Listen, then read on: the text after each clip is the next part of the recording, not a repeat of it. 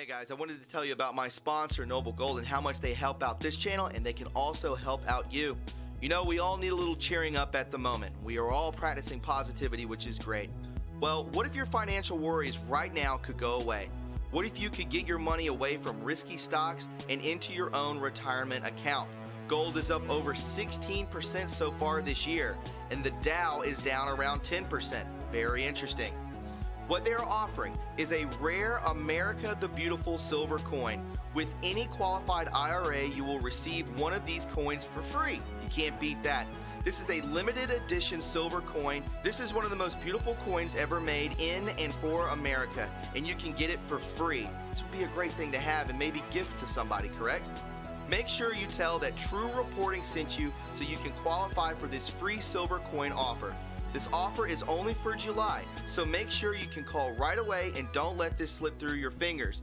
Visit noblegoldinvestments.com or call them today at 877-646-5347 and get the ball rolling in July.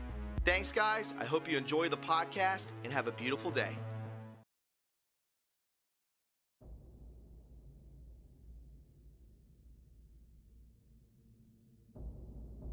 Shadowy government with its own Air Force, its own Navy, its own fundraising mechanism, and the ability to pursue its own ideas of the national interest, free from all checks and balances, and free from the law itself.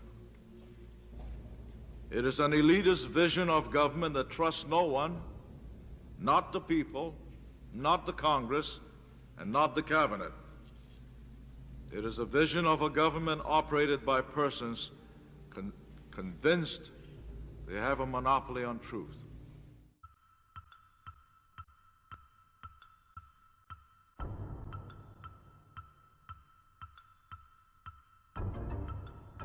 Does this pistol fire the dart?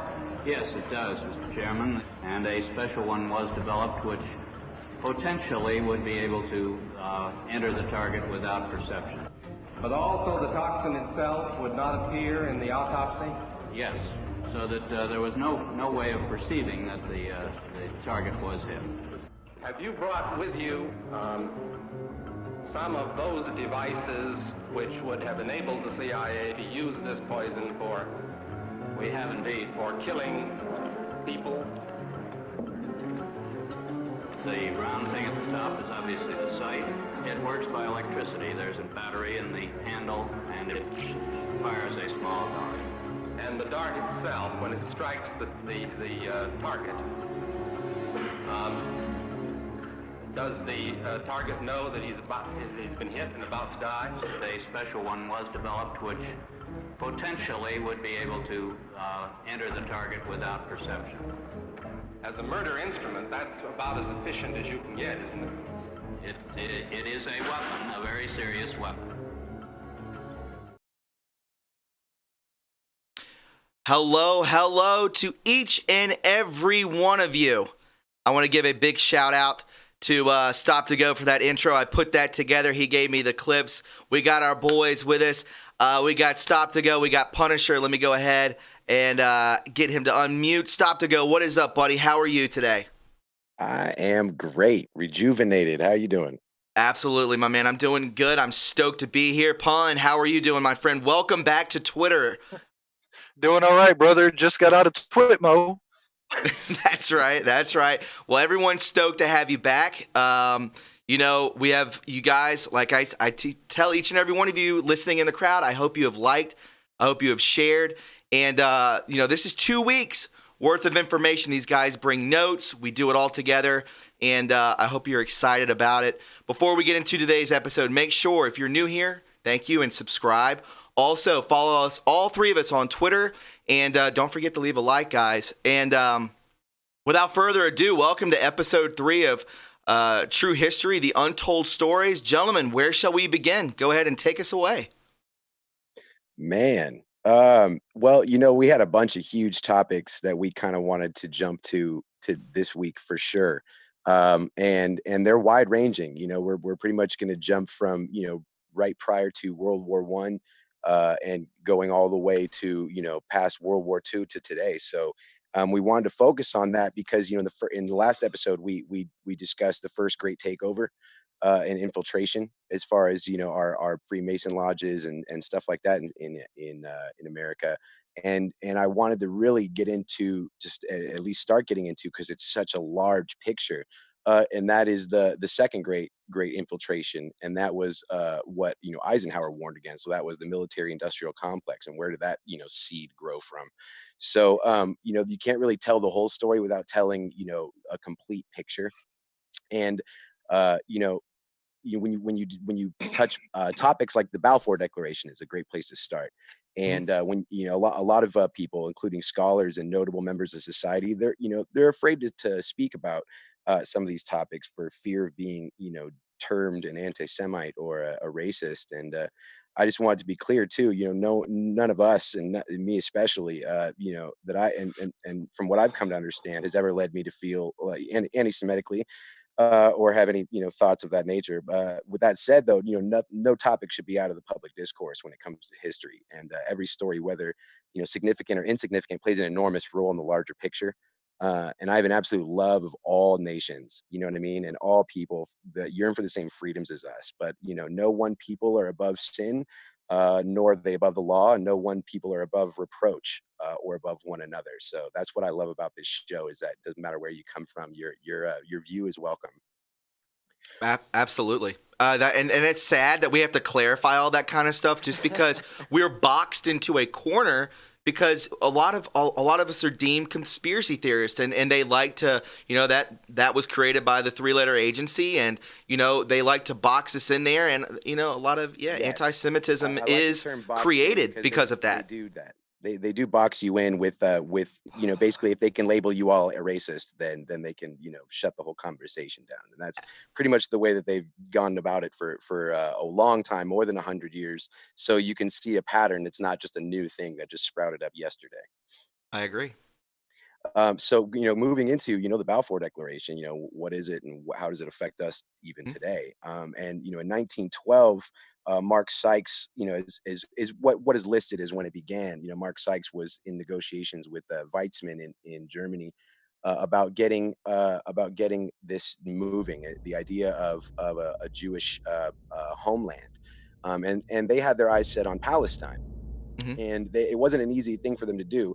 And in fact, for the 2 years prior to that, there were secret, you know, negotiations happening, because between, you know, the British and the Rothschilds over that territory. And the Earl of Balfour, his name was Arthur Balfour, he began to have these secret discussions with Lionel Walter Rothschild over the territory of Palestine. And the reason why the English wanted that area was because they had the national interest of the Suez Canal, and they also had the oil of Iraq at that time. So they wanted to dominate the Suez Canal. They saw that as within their national interests, and they were willing.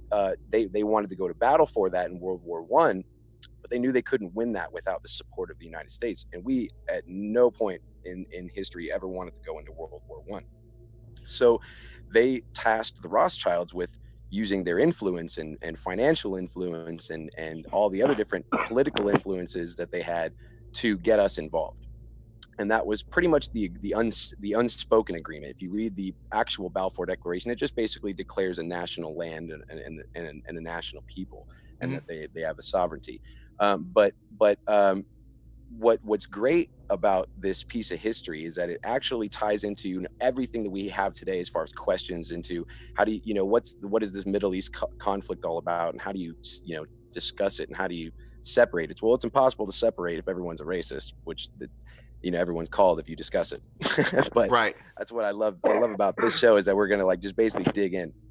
So the Rothschilds were successful. They were going to get that territory. And basically the Rothschilds wanted to come into America anyway to take over our banking around that time, because a new tax had been introduced in 1909, and they wanted a piece of that. They'd done that in every other nation. Why not the most powerful nation ever? And America wasn't the only nation they were just trying to push into that war. They were making bribes with England and France and offering them Constantinople on the Mediterranean, which no one ever thought possible, because that was one of their strongholds. And Italy was offered Anatolia, in the Ottoman territory if they were to defeat them. And so there was so much subversion going on at the time that, you know, if you have to remember too, if any allies beat another one of their enemies, then they would just split up their nation into spoils. That, you know, 1/3 would go to this person, 1/3 would go to that person, and 1/3 would go to the other person, and they would, you know, draw up who gets what territory, and so, you know, you have that happening all throughout history, and especially at that exact time. And people were basically promising another country to another nation that they hadn't even taken over yet, just basically saying, hey, if we take it over together, we'll split it up. And that's what the Rothschilds were doing on behalf of Britain, so that they wouldn't have to fight all that by themselves. So the subversion was huge. You know, British and France in 1915 seduced all the local Arab leaders to leave the Ottoman Empire, promising them freedom and logistical and financial advancements. And the British wanted their oil of Haifa, and the Palestine was considered, you know, international territory at that time. But even though it was pretty much directly under control of the British. And all of that plays into what happened because it basically led into everything. Not only do we have in World War III today with all the different Middle East wars, but it directly led to World War I, because us being in World War I has changed the complete outcome of World War I as a whole. But we didn't get into it until 1918, and 1913 was pretty much the turning point, because you had you know, things like the Titanic in 1912 that took out all of the major opponents of the Federal Reserve. Correct. And then you had in 1913 Woodrow Wilson taking out or saying federal education would basically be federally funded now, and that it was he said the majority of Americans will now forego a liberal education and instead be fit to perform specific manual tasks. He's basically saying, we're not going to educate you anymore. You're just going to be just dumb enough to do your job, and we don't want you learning about this money thing that we just installed. This is worldwide or of the nation? This was in our nation. Woodrow Wilson had announced in America that we were now going to have a new federally funded education system, and that's what we have now, is the public education system. Complete indoctrination. 100%. They stopped teaching over the course of the next 100 years. They stopped teaching Greek and Latin and started teaching remedial English in college. So, you know, people used to learn that in middle school. They used to learn, you know, remedial English in middle school. And so, you know, it's kind of sickening that they destroyed our education, but you understand why when you see the greater picture. They wanted to get rid of our education so that they could get into our subconscious and get us dumb enough to get rid of all of our freedoms that we'd fought so hard for over time. And over the course of a generation, you can do that. Maybe not immediately, but definitely over time. And subversion is like their number one, you know, tactic when it comes to taking out a country. You know, they infiltrate it, but they also subvert it at every chance. JFK warned about that as well. And the Federal Reserve is the perfect example of that. And, you know, even just all the way to the name Federal Reserve and the way that they carefully crafted its name to sound federal when it in fact isn't. I know Pun is one of my favorite folks in the world when it comes to, you know, research that's been done on it, but I want to hear what he's got to say on the Fed. Absolutely. All right. Well, how did the Fed start? All right. So first of all, we have to go back to Jacob Schiff, and this is the same Schiff I'm talking about, which has the same bloodline to Adam Schiff. So yes, I'll go ahead and say that now. That's the same bloodline. Jacob Schiff was a Jewish philanthropist who actually comes from both the Schiff and Rothschild family bloodlines. Now, he came over at 18 years old. He came to New York, and he was sent by the House of Rothschild. Jacob rose up in the ranks of a Jewish European settlement investment firm, Kuhn Loeb, who actually helped finance John D. Rockefeller's global energy tycoon Standard Oil, and he was also one of the main financiers of the Bolshevik Revolution that massacred millions of Christians in Russia. Now, Jacob, he hated Christians. I don't know how many people may have known that, but he did. Jacob was sent here from the House of Rothschilds to install a European banking system that mimicked that of Europe. So, and it was Jacob and his brother, Paul Warburg, that waged a campaign towards an American central bank mirroring that of a European central bank. Exactly what we fled from over there to come on to over here. Well, However, to do this, Pun, I was gonna say, like, even now, like, we're seeing it in real time that they hate Christians, that they're trying to move in different religions into our I can't, MB. They're trying to bring in that over here, and the way that they shut down churches. Churches is legal. Yes, exactly. Legal, but going to church is illegal. It's exactly. It's the same thing, Pun, isn't it? Yep. Yeah, and they've been doing this for a long time. Oh yeah. But see, what they had to realize is, and this is getting back to the Fed, but a combination of Jacob Schiff and J.P. Morgan, they had to eliminate any bankers that opposed their idea of a Federal Reserve. And he got in partnership with J.P. Morgan, which is a Rockefeller, who had the same set of ideas. So it was J.P. Morgan. He was the one who canceled his trip on the Titanic at the last minute. And he said he canceled it due to illness, which we all know is BS. But he had intel, correct? Yeah, major intel. We're going to get into that. The only other three major banking elite that was on the Titanic who opposed the idea of the Federal Reserve, which is basically printing free money, loaning to governments with interest, not backed by any tangible goods, causing massive profits, and that's what the central banking is all about. And what most people don't know about the Titanic is that it had a coal fire in it for 14 weeks straight, causing massive hull damage. Now, if you pull up my Federal Reserve thread, it's got that in there. You don't have to do it right now, but if anybody in the chat wants to go look at it, it's on my Twitter. It goes into detail about it. Is it pinned at the top? Pun, is it pinned at the top? It's in my thread of threads, yeah. It's in there somewhere. Okay, perfect. There's a guy, Patty Benson. He broke his Secrecy Act and exposed the fire that was on the Titanic for 14 weeks straight. And that actually caused him to be imprisoned because he was sworn to secrecy not to tell about it. The Titanic and the Olympic, which is the identical sister ship, if anybody remembers that story, they were actually switched for insurance reasons. Check my thread for the details. It goes into that.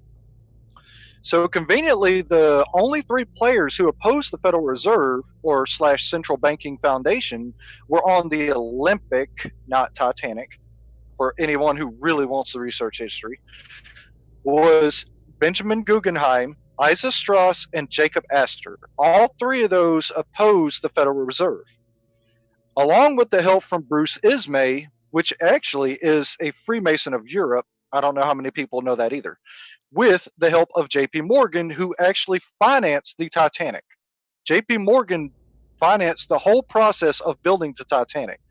So it was already set up from the start, all of it. It was a plan and process for a long time. And it was Bruce Ismay that knowingly pushed the speed to ultimately fail the ship's vulnerability because of the damage that it suffered. We're looking at it right now. I don't know if you boys can see it on my end, but we have your thread. Thank you, Shan, for dropping that in the chat. We're looking at the damage done. There's a giant hole in the side. We can see the fire here. Pretty interesting, man. Continue. Very interesting. Well, that's why I said, according to time, I can't go into every detail in here. So anybody who's kind of confused about what I'm talking about, check out this thread. It goes into full detail with photographic evidence that shows everything. So that way it won't leave you hanging. So here's the thing. So all those who actually opposed the Federal Reserve, if they were eliminated, it was fairly easy to forward the agenda that Schiff and J.P. Morgan wanted to do to keep it from the public. And what they had to do is they had to hide that agenda. Not only get rid of those who opposed the agenda, but they had to keep it under wraps. And it was on 12/23/1913, Woodrow Wilson, under the cloak and dagger in the middle of the night of the Christmas holidays. Think about it. There's no Congress going to be in session during the Christmas holidays, and they knew that. They had planned all of this. So they signed. Real quick, 'cause, there's a question coming at us in the chat. I don't mean to cut you off, but it's interesting before we get away from the Titanic. Both you guys could answer this if you want to, if you know. Honest Content says, was Nikolai Tesla, invited to the Titanic? Do we know? I have not seen anything about that. That's a really interesting question. Thank you, Honest. I haven't seen anything about that, to be honest. Yeah, I just had never seen that question being asked, but definitely wanted to bring it to you guys' attention. Oh, Stop the Go's going to go into. While he's doing that pun, continue, my friend. All right, yeah. But so they signed the 1913 Federal Reserve Act in the middle of the night during the Christmas holidays. Mm-hmm. So there was going to be no one there to oppose them. They had all this planned out. Woodrow Wilson knowingly signed our rights away as an independent nation under the order of the House of Rothschild, under the influence of J.P. Morgan. J.P. Morgan was behind all of this.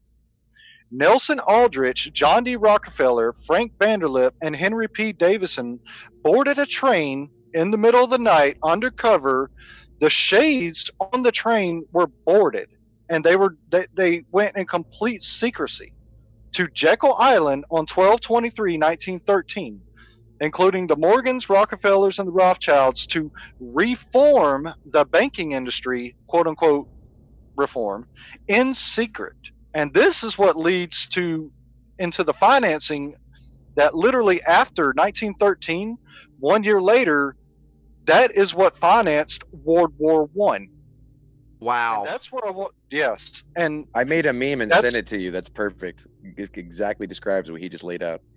Yeah. And when I say that the Rothschilds funded both sides of every wars, by the end of this episode, it's going to be perfectly clear how that happens. Now, the Federal Reserve is already Rothschild owned at this point. Now, they funded World War I, but I want to hand it off to Stop to go for the rest of that. Ooh, yeah. So that goes back right back to subversion, which is exactly where I handed it off to you, which is hilarious. Did I go too fast? No, man. Is there any questions? Killing it. Oh no, I everything pulled together beautifully. Remember, guys, we will be doing a call-in show in the second hour of this. So if you have any questions about what we covered today, make sure to write it down, and we'll definitely get your call in. I know sometimes it's tough, but we will get you in. I can promise you that. And also, if you're enjoying this, make sure you hit that like button. Make sure you share this stream. Remember, our goal always is to get that 1,000 likes. Continue, my friends.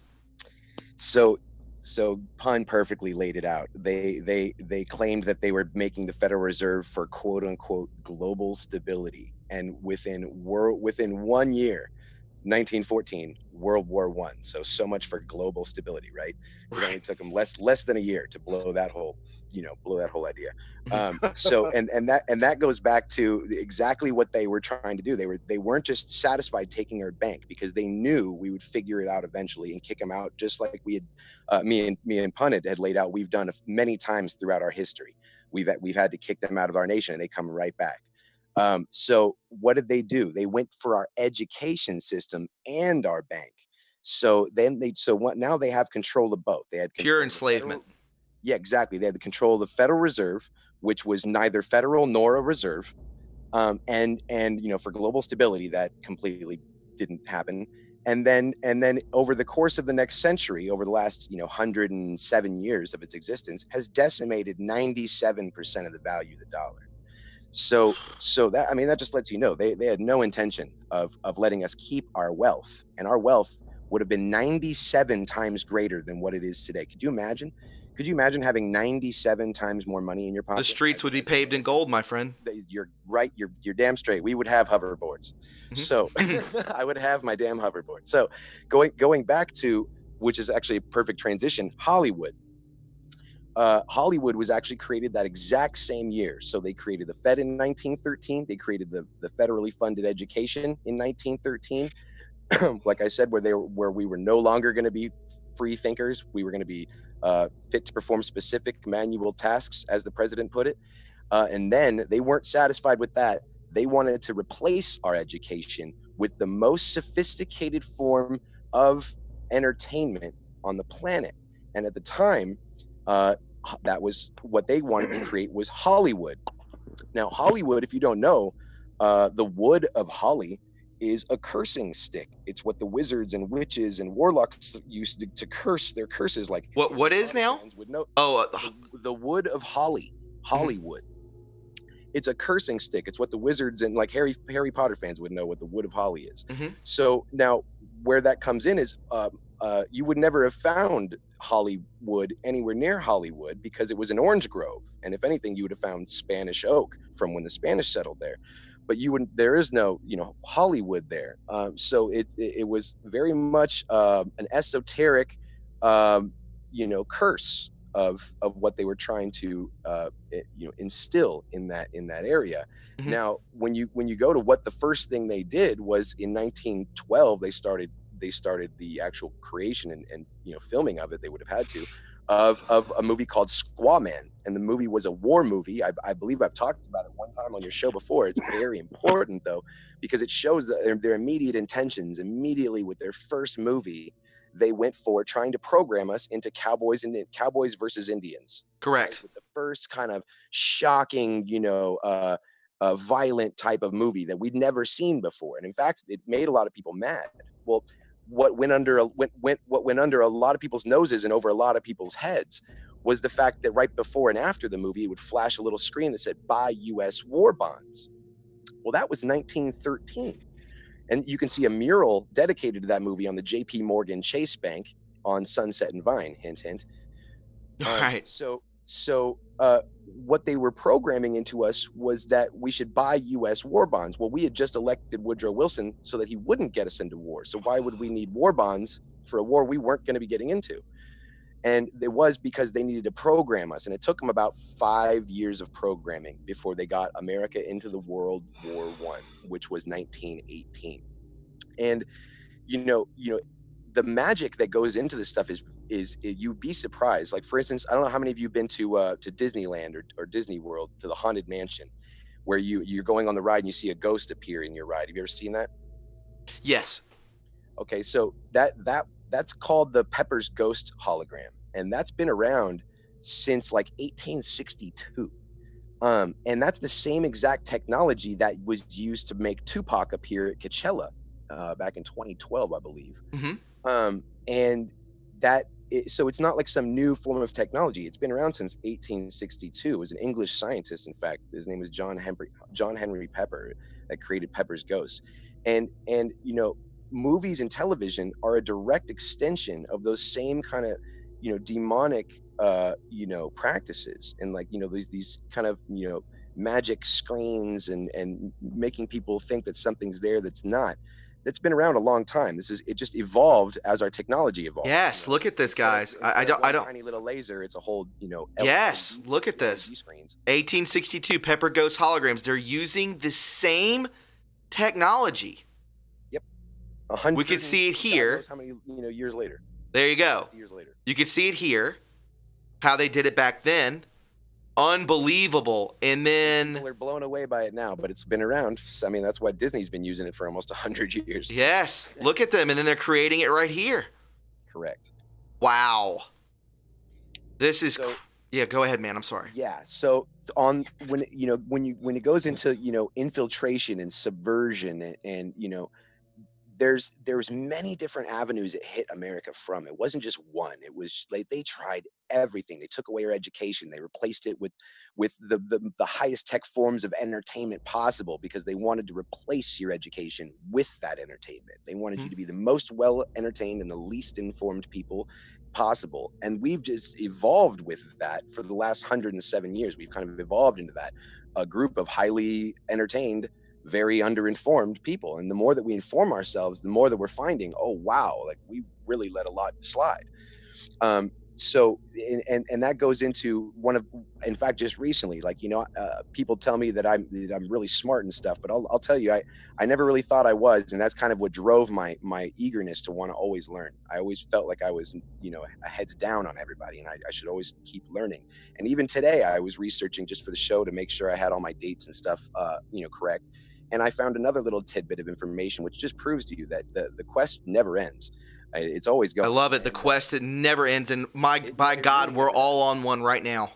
And I'll tell you that what I found, it just blew my mind. And I was just telling Pun about it in the few seconds we had before the show, and we just laughed because he was about to talk about it too. So, and so basically, the Council on Foreign Relations. If you were to type up Council on Foreign Relations conspiracy theories, let me bring that up real quick. That they're all connected to the powers that be and yada yada, and the CIA. Now they admit, if you go click on their Wikipedia, they admit that they have hundreds, if not a few thousand CIA members in their midst, but what they don't admit and what is not known is that they control a lot of the media. And so people don't really realize that even though it was started in 1921, they didn't just own all the media in 1921.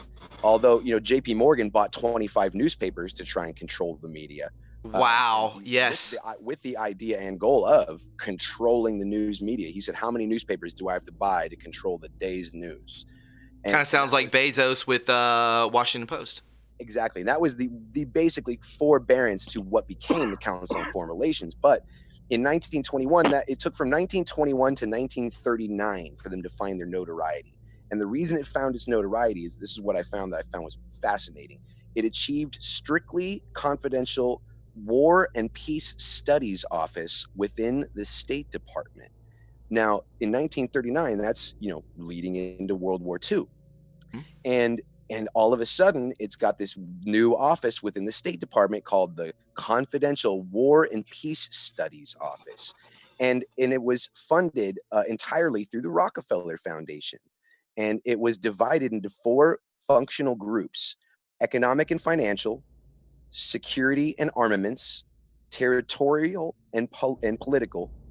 And the craziest part is, what I found was the security and armaments division, i.e. the beginning seed of the military industrial complex in America, was run in 1939 to 1944 by Allen Dulles, who just happened to go right from that job to director of the OSS, which became the CIA. Oh my God.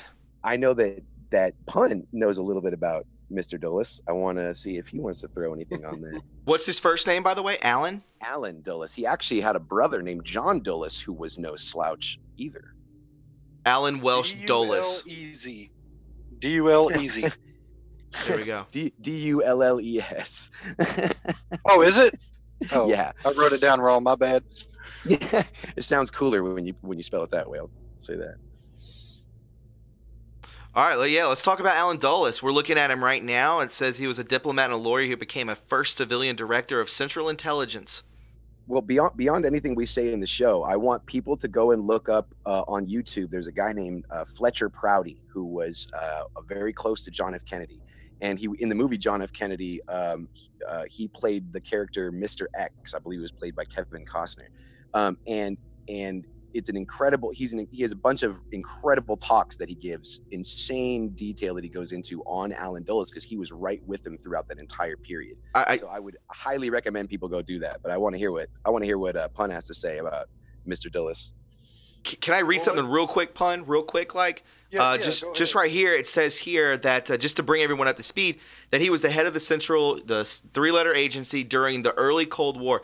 Listen to what this guy was above. He oversaw the Guatemalan coup d'état, Lockheed U-2 aircraft program, Project MK Ultra, and the Bay of Pig invasion, and was dismissed by JFK over the latter fiasco. This guy's a pure criminal. He was the military-industrial complex. Yes. Wow. Go ahead, Pun. I just want to bring everyone to say that. I want to lead you up to him. And this is sure. It starts off at World War II. And this is Operation Paperclip. Right after World War II ended, the U.S. military captured Nazi scientists and brought them to America under Operation Paperclip, and that was signed by President Truman in 1946. The goal was to gather the scientists before Russia had a chance to, so that America could have an edge into the Cold War among several other agendas, and we're going to get to that. Paperclip brought over 1,600 Nazis and over 4,000 of their family members, and they were introduced into banking, industry, aerospace, and politics. Now, some of the descendants of those in Operation Paperclip are in high positions of power until this day. Well, you may understand the names Bush, Mueller, Rosenstein. Uh, I'm sure those Romney. sound familiar. Romney. Yes, Romney. Yes. George Romney. Correct. His father was the Um, man who used to sign all the checks for the military-industrial complex automotive purchases. Yes, that's correct. And there was also one Nazi named Warner von Braun, which was a Nazi rocket scientist that initiated the U.S. space program, the first one, Correct. to rush the moon launch so that America would appear as the superior to Russia in the arms race for dominance. Ooh, can I All say that was something? planned. Can Yeah. I say something, dude? Von Braun is celebrated in our history books as like a pioneer mind, and he was a notorious murderer as a Nazi in Germany. He used to kill one Jew. He used to have a bunch of Jews who would be slaves, basically, for him in his office, and he would kill the least productive member every day. And Bro, that's a guy that all we these gave a people. job to. So what we're seeing, man, we're seeing all these people, because we can see now looking into everything that we've been shown, whether it be with the gate. I can't say the first word, but you eat it. Stuff with that. We're looking into all this stuff of what they do with adrenochrome and all this kind of stuff. Experimentations. We've seen from the Podesta art where you have like demons on the beds with children, and we're seeing the Epstein cameras where the island cameras where it's showing like people down below like children. These people dating even back to this guy, Braun, where they're all sadists, bro. They're all killers. They're all psychopaths, man. Like this is, and it's all invasion. It's a complete infiltration into our country. So when people say things aren't happening, or why is it taking so long? Do you understand how long this has been within our system for hundreds of years? Thomas, let me say this. Why do you think JFK said infiltration instead of invasion? Correct. This is exactly what we're covering. Do you really think that they brought over the nice, kind refugees who wanted us? Right. No, they did not. Remember, they tried it again, Pun. Remember when we had all those that giant pack of people coming up from from South America and up through Mexico, and it was a huge thing. And it was all being pushed by who? Oh, Soros. George That's Soros. who. Hey, Yes, sir. Let me tell you something how on point that is. The reason why no one would ever think about invading America, even China's president, I believe, if I'm not mistaken, it was like 1951, 1955. Even he was not just slouch when it came to invading other countries. He admitted there's no point in invading America because he thinks every single American is armed. Which, not every single American is armed, but to his mind, every single American is armed because we have the right to be armed. And they think that invading America is just a complete lewd point because it would just end horribly for any country that tried, compared to most countries that don't have those same rights. Correct. So they have to subvert. They have to try and infiltrate to try and take away those rights if they ever wanted a chance of getting our country. And that's why the Second Amendment was so important, because Good God. their founders even knew that they would infiltrate, that our government would be capable of being infiltrated, and that you needed that in specific case your government came after you without warrant. Well, there's two things I can say regarding what we're talking about now. One, if anybody doesn't understand, Adolf Hitler was a Rothschild. If you don't know that, you might want to do your own research because it is what it is. The second thing, one thing my mentor taught me is there's only two things it takes to take over a country. Only two. That's all it takes.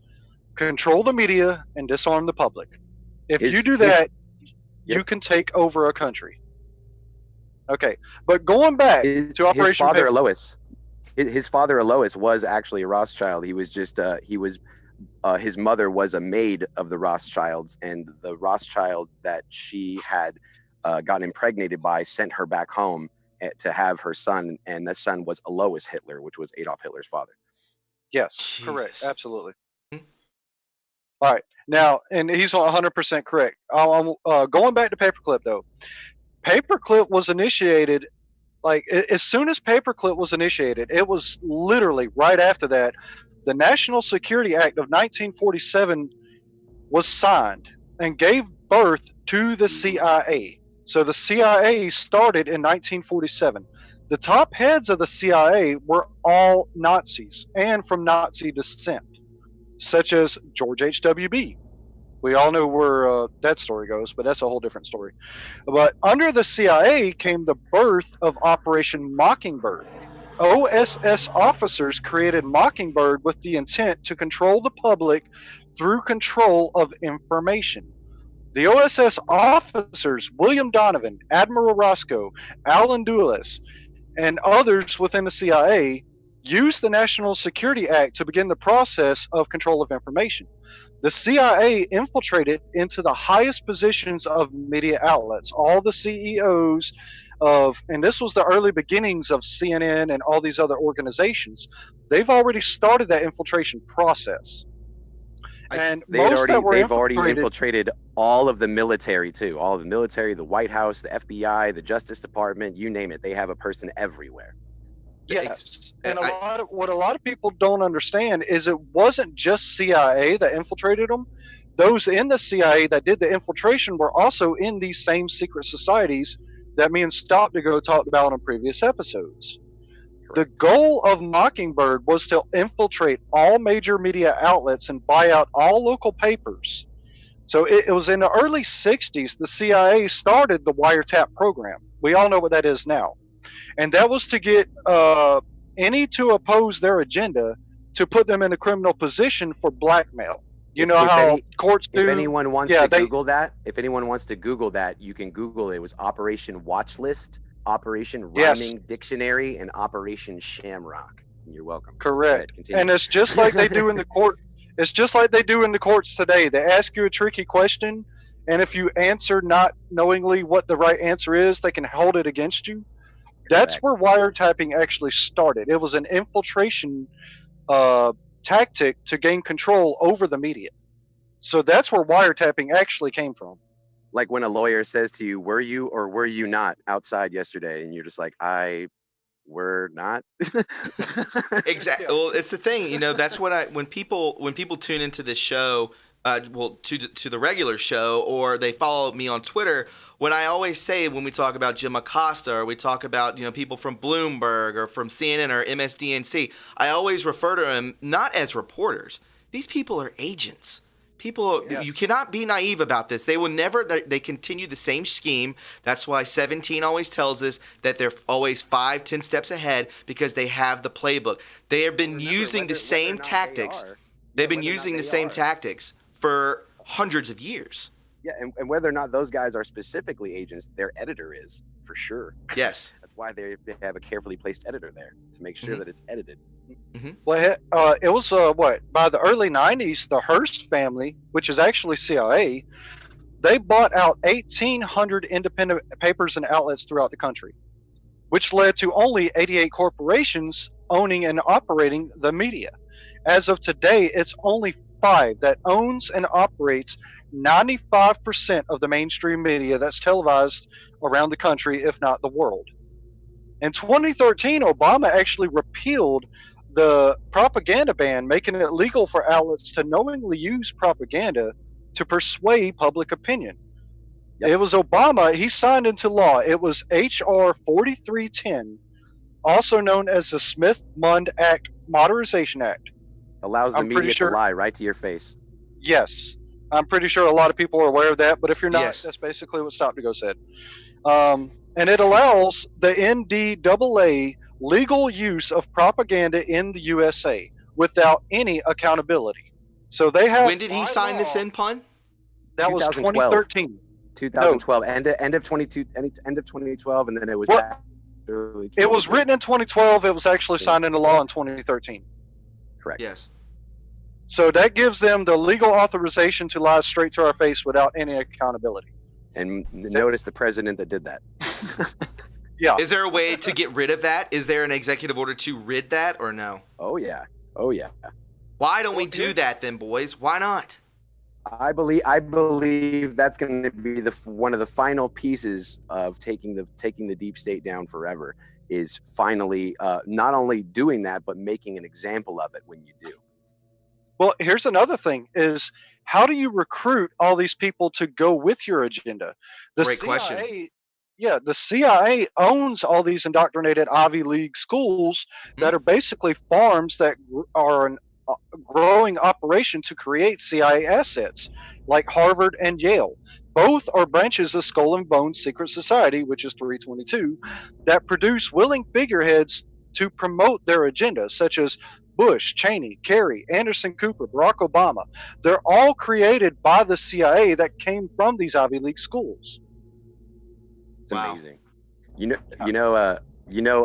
The two videos that you played in the beginning, I believe one of them was Daniel Inouye. And it's one of the things I couldn't wait to get to, because he, looking back on history, is one of those guys I wished was still in office. You know what I mean? I wish that there was some way we could still have him alive today to be speaking out, but we do. With this technology we have today, that wasn't around in the 70s. We have the ability that everyone who hears his name can go Google him and hear what he had to say.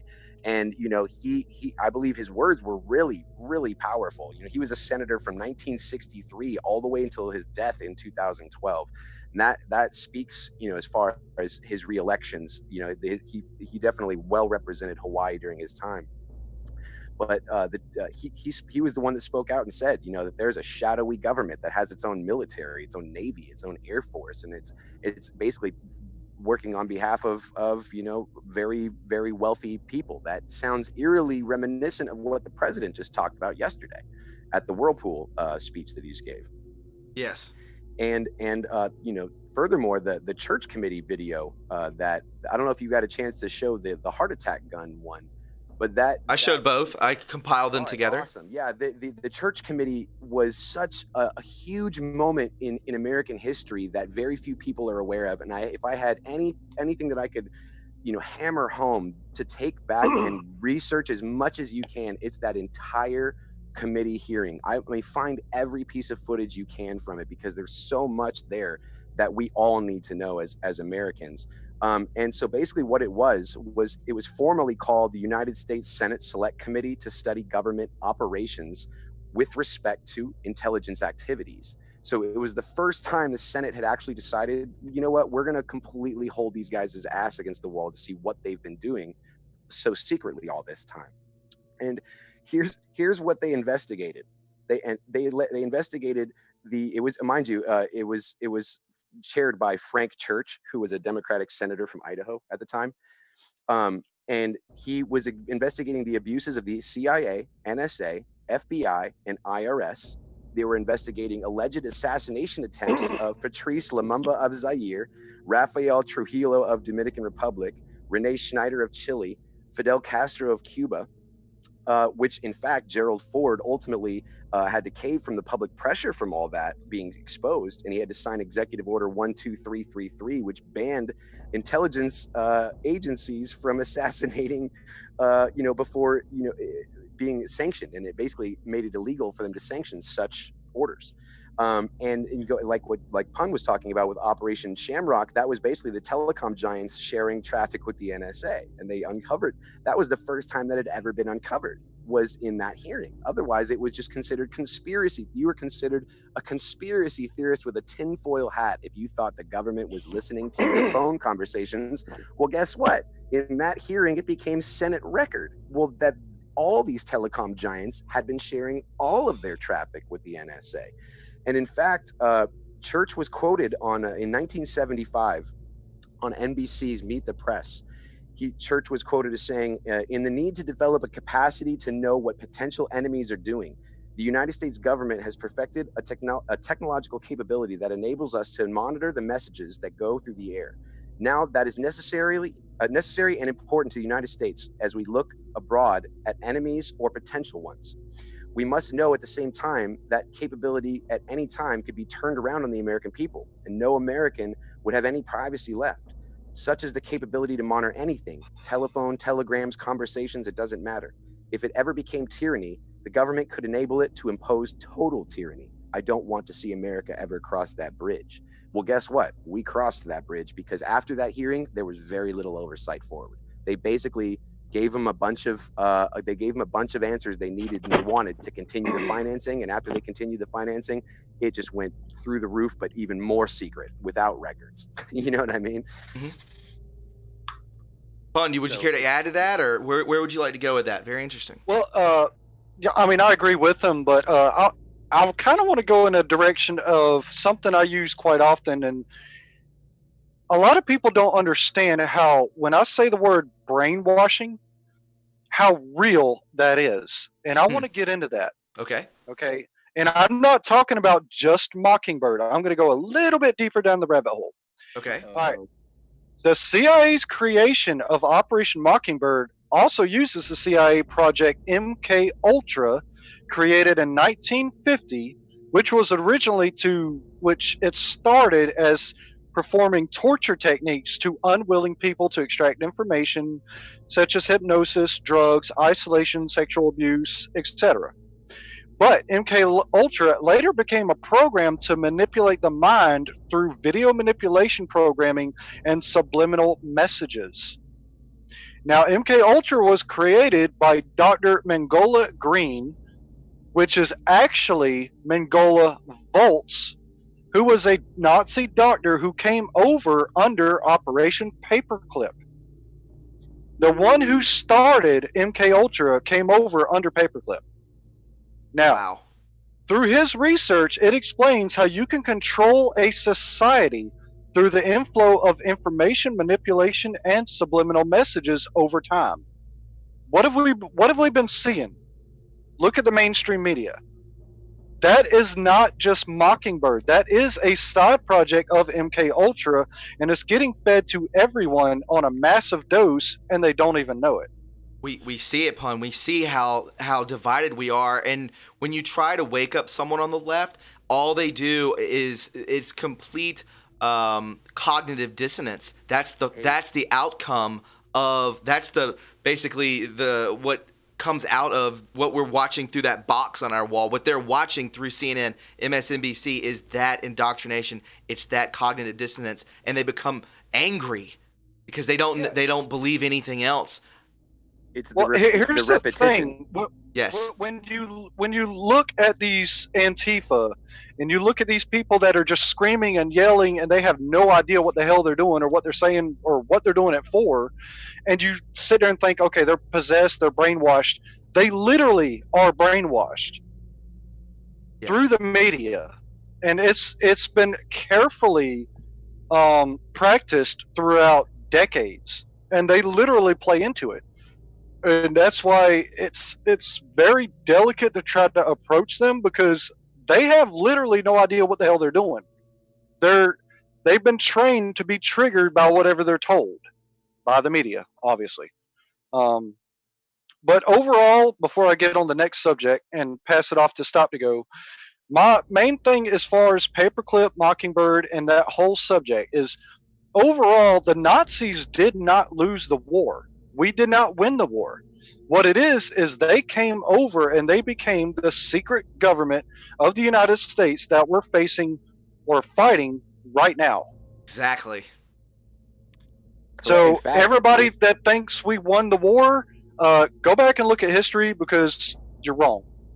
In fact, when the OSS was created, a bunch of people who had to deal with them started realizing that they were outwardly German and that the name OSS sounded oddly familiar to them with the war they just got back from fighting. A lot of guys died, at Normandy. So it wasn't something easily to swallow that, here they are taking orders now from Germans who clearly have German accents and fake names who are in the, in ranks. So, I thought that was, pretty amazing too, when you look back at the greater picture of everything and the infiltration. Another little piece of history that I found out along my way was that they, not only did they have their people in all those offices that I talked about before, they had people, OSS officers, that were pretending to be Border Patrol agents. So, and that were making, people, they were giving them all new identities through places like Mexico City, and that was basically where all the Germans had if all the Germans who had gotten out of Germany after the war, before the war, basically made it to South America, and they were living free and clear after that for a long time. And a few people actually were picked up by Mossad after that and tried for war crimes. They were picked up in South America. So it's not like these aren't theories. That is documented fact, and the CIA was very well aware of this. In fact, the OSS's first job, the only reason the office was initially created, was to go and try and find the Nazi gold, and that's why they hired former SS finance officers. I agree. I want to stop you there for just 1 second. From Linda Hansen, we see here, she wants to ask you guys, do you believe that Angela Merkel is actually Hitler's daughter? And before you answer that, I want to say thank you to B Spain for donating 15 to the Super Chat. Thank you so much. You can definitely donate through the Streamlabs link that the mods will put in there for you. There's also PayPal and Patreon, guys, so just be aware of that. And we're well over halfway to hitting 1,000 likes, so thanks to each and every one of you. So back to that, guys. Do you honestly believe that Angela Merkel is the daughter of Hitler? Yep. She is, but here's what a lot of people also don't understand. And me and Stop to Go, we figured this out. Hitler had 2 sons and 2 daughters. So the thing is, even if she was, who's the other 3? Now keep in mind, power stays in power. Yes. Yep. So you got to think, if you follow the bloodlines, and I say that a lot because it's very important. Very. How many other people are in office that we don't know about that have very high positions? Like when I said that a lot of the people that came over through paperclip were actually put into aerospace, look at the leading heads of NASA. Look at their names, follow their bloodlines, and tell me what you see. Mm-hmm. Somebody said, real quick. American. Oh, absolutely. Somebody said Theresa May could also be Hitler's daughter. Ooh, I believe she's right on the button with that. Yeah, I forgot who the first person to say that was, but well done with that. Somebody also said the Lithuanian president could be the son. I have not heard that. That's the first one. Keith Tucker says that. I was actually leaning towards the Podesta brothers, to be honest. Oh goodness, that's a good one as well. I believe I got to give a shout out real quick to whoever said that about. I think it was Casabella 13 was the first one to mention Theresa May. So well done. Well, here's another question I know a lot of people are probably thinking, and this is something else I wanted to get into, is who's who's funding all this? Right. Okay. Big question. Now, every time we talk about history, the same name keeps popping up over and over. And you know what name that is. So who's funding the infiltrators, the wars, the programs we talked about, everything, etc.? If you do your research, almost everything goes back to the house of Rothschild, which is the first of the Rothschild. First of all, the Rothschild isn't even their real name. It's Bauer. The name Rothschild comes from Red Shield, which is German. We covered that last show. Yeah. And that's the inspiration that they got from the Red Shield that was on the guard of their estate. It was in 1760, Mayor Rothschild established his banking empire, the Central European banking system. And he sent his 5 sons to foreign countries to install a similar like banking system in those countries. With the exact goal in mind. Same exact goals. It's the exact same. It's the exact same thing that Jacob Schiff did to us, and he is, of course, from the Rothschild bloodline.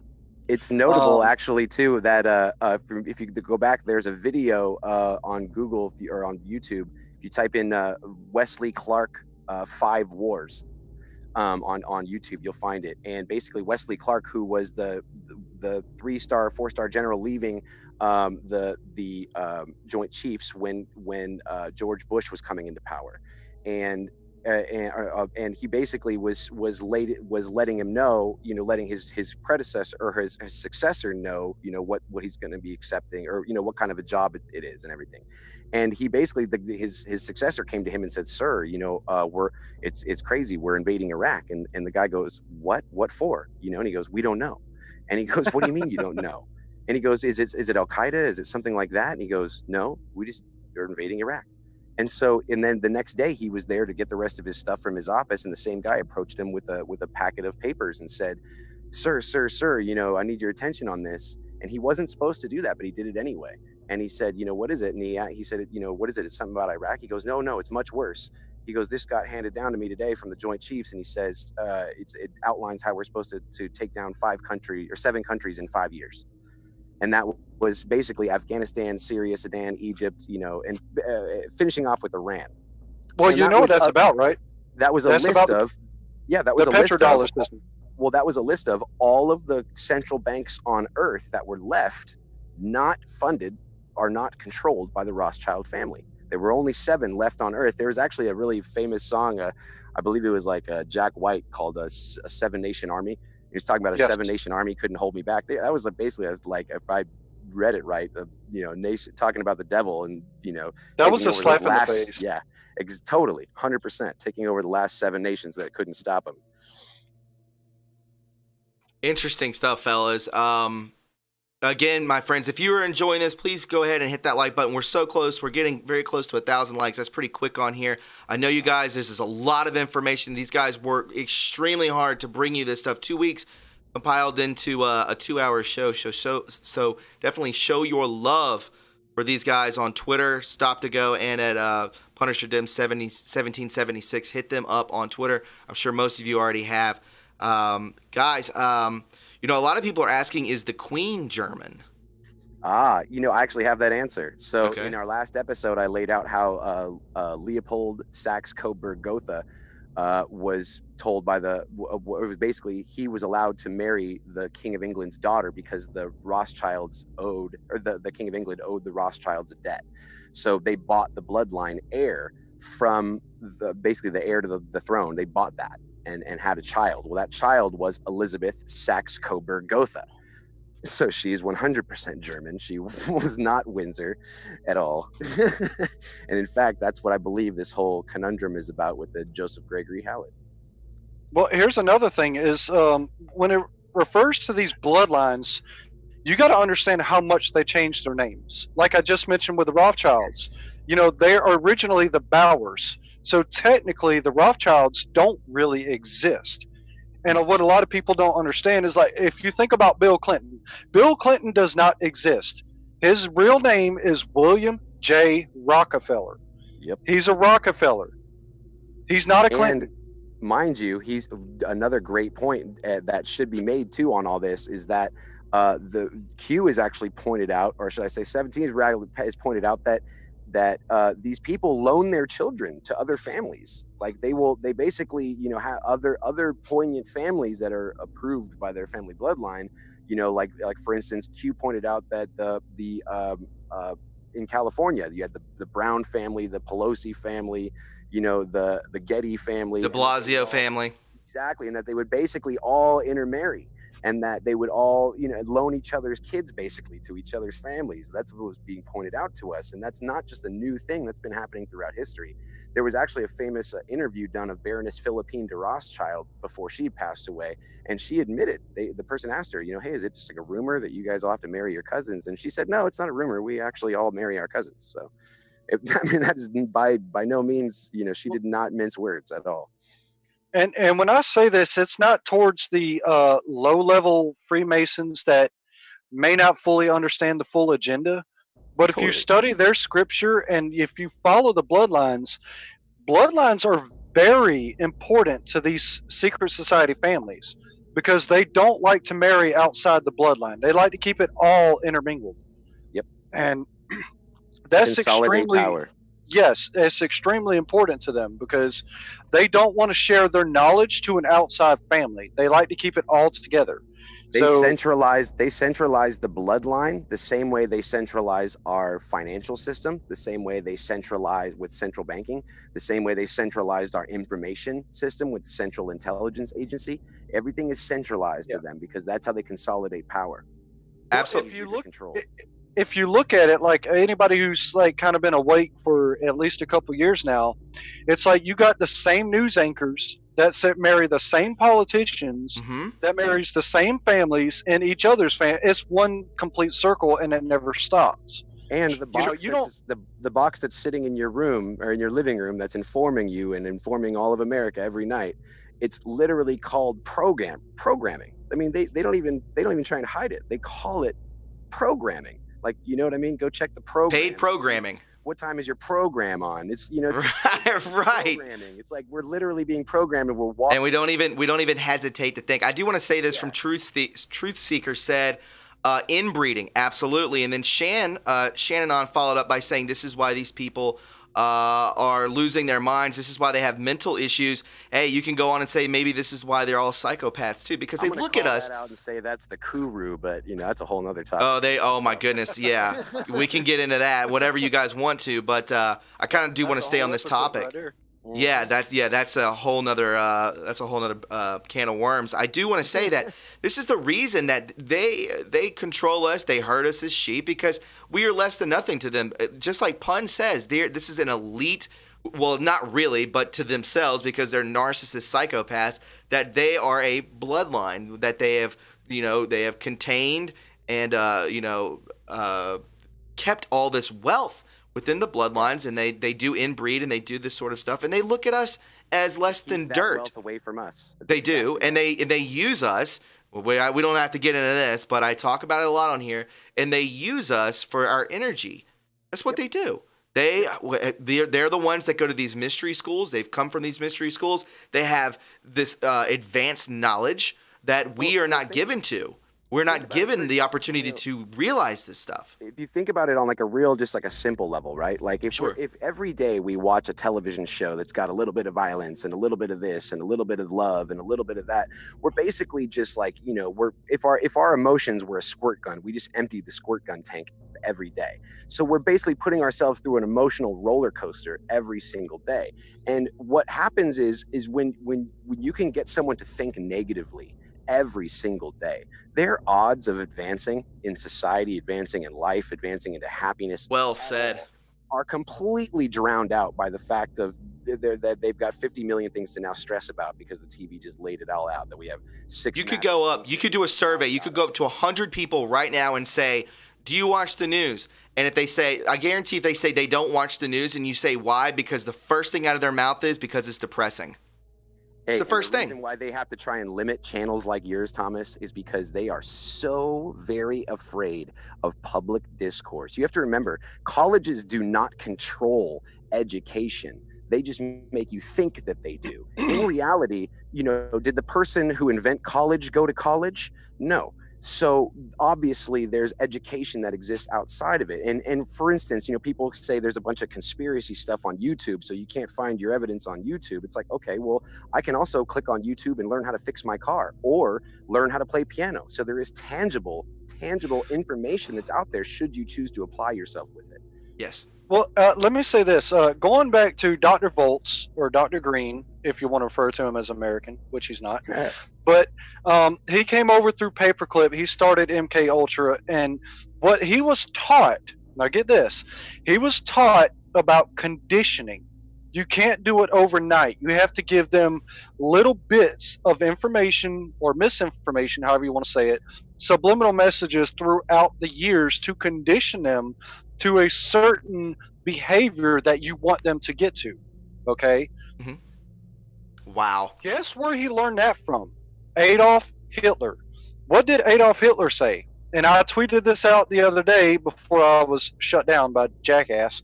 Adolf Hitler says you can't remove people's rights immediately. You have to take a little bit at a time without them noticing to get them to slowly accept it.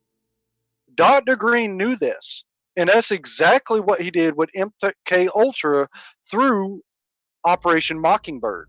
Is if you slowly condition society to accept the norm that pedophilia is okay, to accept the norm that everything's racism, to accept the norm that everything's offensive. If you do that over time, you can control entire societies. Tell me what you're seeing right now. Exactly. And tell me that Adolf Hitler didn't succeed. Yeah, so you have this structure that you're talking about that what was the word that you used? I loved it. What was the word? Conditioning. You have conditioning. So we're having this on top of this pun. You have poisoning of the water, fluoride in the water. You have spraying in the skies. You have GMOs in our food. So that's more of the conditioning, not only coming from the TV, but also coming in our environment as well, what we intake into our bodies. Not only are they going through messaging through what we take in through sound and through visuals, we're also taking it in through what we consume as water and food. Let me say it like this, Thomas. Yep. Mm-hmm. And I heard this from a movie. I don't remember what movie it was from, but this stuck with me, and it makes so much sense.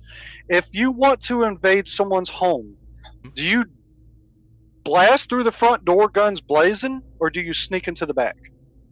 Sneak in the back. Exactly. And look right now what we're facing right now as far as who's funding the civil war, or so to speak, the separation in America, and that's George Soros. And they even admit that. Well, George Soros admitted on Nightline that it was not Nightline, it was 60 Minutes. He admitted on 60 Minutes that he was in fact a Nazi soldier at 14 who took Jews' properties away at gunpoint and killed them. And and the person asked him, "Are you sorry for this? Would you go back and change anything?" And he goes, "Oh, no, absolutely not. No." He's like, even laughed about it stopped to go. It built my character. Is what he said. Yes. A sadist, my friend, just throw his people under the bus. Unapologetic Nazi, and people are actually glomming onto him as if he's some end-all be-all hope of race. It's hilarious, actually. It's sickening more than it is hilarious. Yeah, I hope it gets his in the end, which he will. Thomas, I just want to give the audience a little rough breakdown of why the Federal Reserve or the central banking system is so important to the elite, just in case people are not following what we're saying. All right. We all know banks make interest off of loans, right? Yes. But what a lot of people don't understand is the biggest profits that you ever get come from wars. Such as, Now, when governments go to war or nations go to war with each other, governments ask for billions in loans, causing a massive profit for the central bank. And that's made actually out of the loans are made out of thin air. There's nothing to back it. They literally make it out of thin air.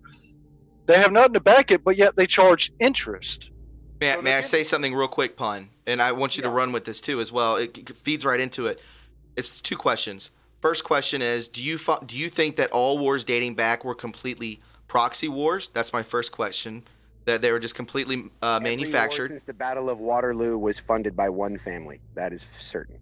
That is a fact. That is a very bitter pill for a lot of people to swallow, especially if you've lost loved ones in wars. Okay, let me say one more thing real quick. Stop to go. And then the second thing I want to ask is, do you think under this administration we will ever go to war? Not any war, but that's not outside of our borders. We won't do anything unless it's provoked. Here's my answers. I agree with Tony on the first one. Stop to go. It is the House of Rothschild that's funded every war for the past 300 years. Yes. And that's the House of Rothschild that funded both sides, not just the winning side, not the losing side, but both sides. That's how they immense such wealth and profit. I was going to tell you one of my favorite quotes when it comes to that exact little statistic is Gudel Schnapper was the wife of Mayor Amschel Bauer, who gave birth to the 5 sons who went to the 5 central banks of Europe. And on her deathbed, she was a complete recluse her entire life. Obviously, women didn't have a lot of right to speak up at the time.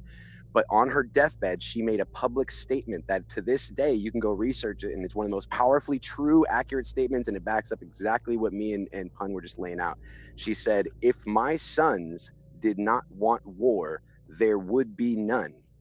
Who said this? Stop the go. Gudel Schnapper. She was the wife of the original Rothschild mayor, Amschel Bauer, and the mother of the 5 sons that took over all the 5 central banks of Europe. Wow. So the second question for you guys, I know we kind of hit it real quick, but do we go to war under this administration? Especially what's been taken real quick. What's taken place with what just happened in Beirut, with those 2 tanker systems or 2 tankers that were from Ukraine. Then we had the bust in Ukraine up in with the Cleveland bank dealing with Ukrainian information and looked like money laundering, a great deal of it. Are they trying to start another war, and will we go? Well, let me lead this one off. Stop to go. Yes, they are trying to start a war, but we will never actually go to war. The most we will get is civil unrest in this country. Maybe I guess you could say a diet civil war. And that's kind of almost what we're seeing in these Democrat cities. But as far as complete infiltration into other countries, full on George Bush, no, we won't go to that. The closest thing that we'll see, I'll agree with that. The closest thing that we will see as far as an invasion is the UN attempt to try to tell us that they're going to come in and do something, which we will laugh off hilariously. Absolutely correct. And when it comes down to the war that will we be in another war? The war that we're in is the war. In fact, that's what General Flynn laid out in that speech that he gave, where he said that this was irregular warfare at its finest. He didn't say the word, this is irregular monopoly at its finest. He wasn't saying this was irregular chess at its finest. He's saying this is irregular warfare at its finest. We are in the warfare right now, and it's an information battle.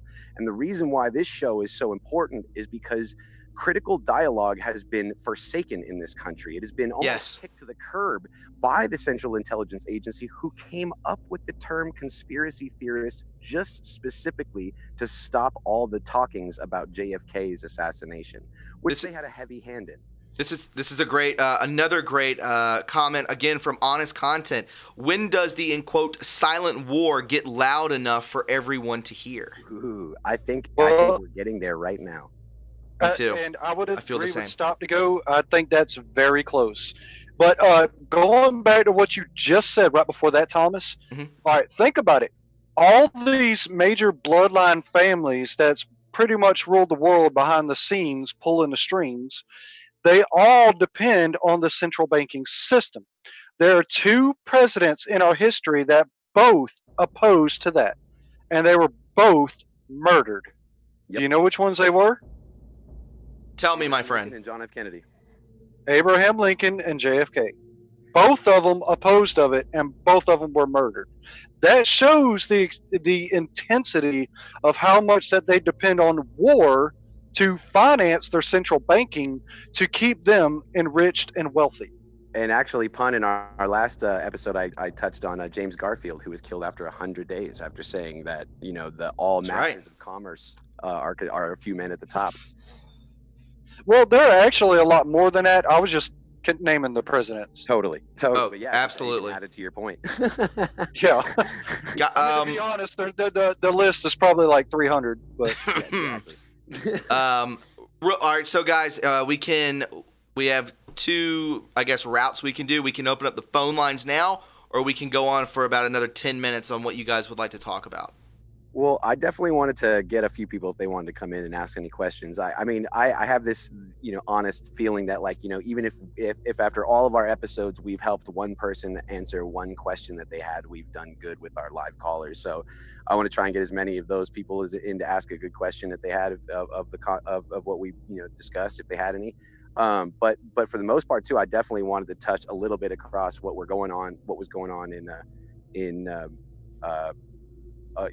across the world in Beirut and the stuff that we're seeing. It's worth mentioning for sure that although these are increasingly weird times, like we haven't gotten one break this year, you have to know that it's because we're winning.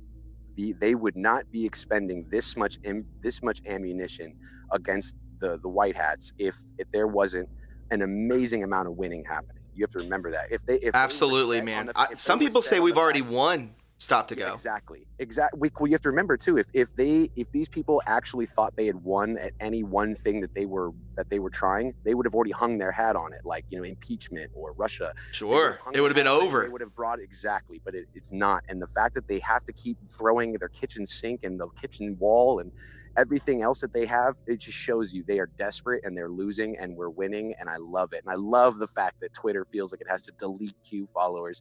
That is such a weak showing by such a powerful company that it just Pathetic. shows you how strong we are together. I do want to say something real quick, guys. When you do call in, there is a way for you to change your name if you do not want your phone number on the screen. You can change your name in the settings of Zoom. So when you call in, your number won't show. Unfortunately, I won't be able to hide it. So if you want to change your name when you call in, most certainly do that. And me, Pun, and Stop to Go will answer any questions you have. We have about 35 minutes left in the show, so we gave you guys about another extra 5 minutes to call in and hang out. Oh, yeah. Well, can I just say this real quick before Sure, we man. get to the call-ins? Yeah. People need to understand how the central banking system works. It is literally a blackmail system. Now, what it is they loan money to governments and expect the interest back. If those smaller governments that, say, lose the war, if they can't pay that back, they've already got collateral on those countries. Correct. That's how they invade the country, set up the central banking, and literally take control of the monetary system of that country, ultimately, basically owning the country. That's how the Rothschilds have infiltrated and literally controlled almost damn near every country other than the United States, even though they got the Federal Reserve, so they kind of done that too. So I just wanted to throw that out there. One more little interesting tidbit to add to that is that when our tax code was started in America, it was only 1% tax on profit and gain, not labor and wage. Labor and wage was considered private property because you and I both have different muscle masses. Me and Pun especially. Pun's got like 80 muscle masses for every one that I have. So, but when it comes down to the level of work that Pun could do compared to the level of work I could do, those are completely two different things, and that was considered private property because of that.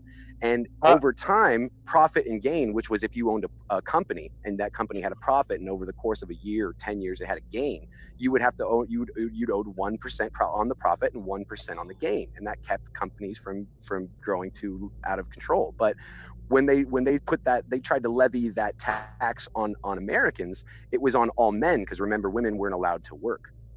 So when they got that, when they got labor and wage finally, they weren't just satisfied with all America, or half of America being taxed. That's why they allowed women to work. It was not because they felt like women were due some rights. They just realized that if they got the women and the men out of the households, that the teachers and the televisions would become the parents, and that they could then now tax two incomes as opposed to one.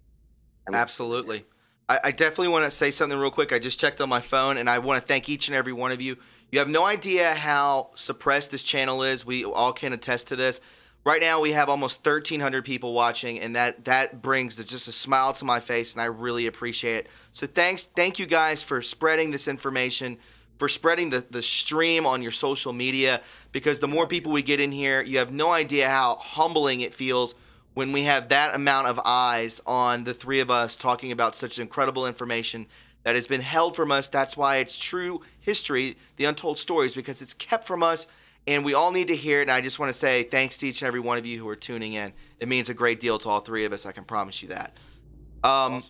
I definitely want to see. I definitely want to bring in some calls real quick. 7449, welcome to the show. 7449, welcome to the show. Hey, gentlemen, what's up?